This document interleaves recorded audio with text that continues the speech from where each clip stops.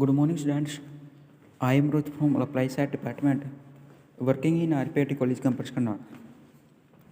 तो last video के अंदर हमने डिस्कस करा था वेक्टर स्पेस, हमारा हो गया था वेक्टर सब space, linear dependence, linear independence, linear span हमारा हो गया था बेसिस ऑफ वेक्टर स्पेस। आज हम डिस्कस करेंगे।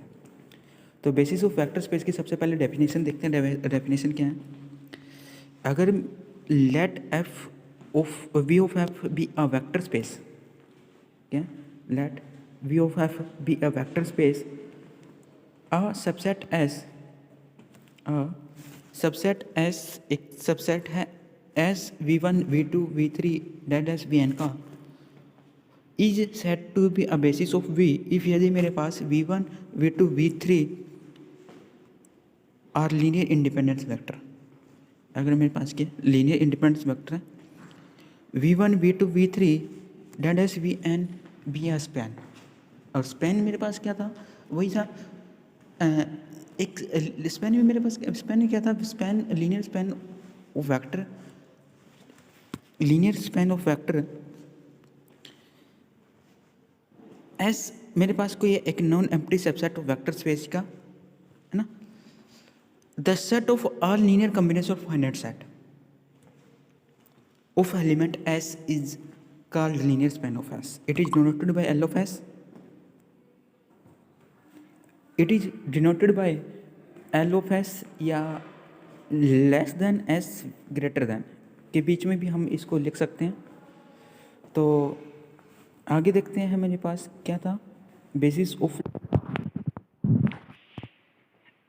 V of F भी वेक्टर स्पेस S मेरे पास सबसेट है V is said to be a basis of V if यदि मेरे पास V1 V2 V3 dash Vn are linear independent and Vn V1 V2 V3 are मेरे पास span.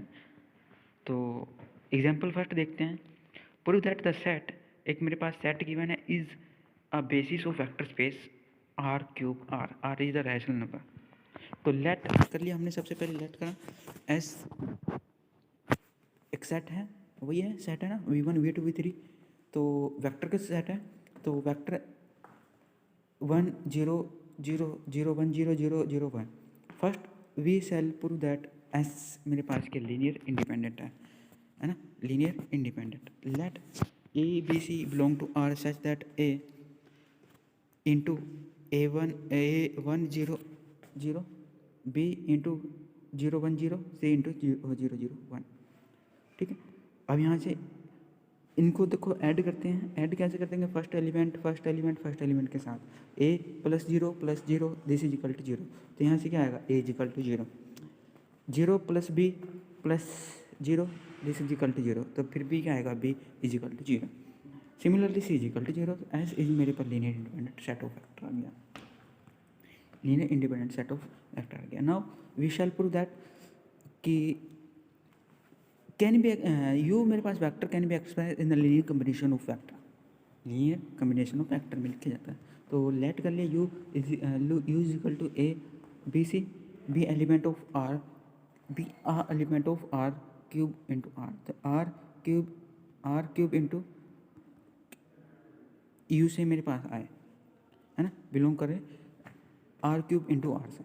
तो A B C this is equal to वही A B C is equal to क्या आएगा? ए 0 0 B 0 0 B 0 0 0 सी, है ना।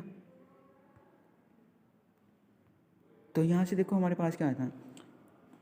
U has been express is the linear combination of S। अगर linear combination में लिखते हैं तो हम U is arbitrary element of R cube.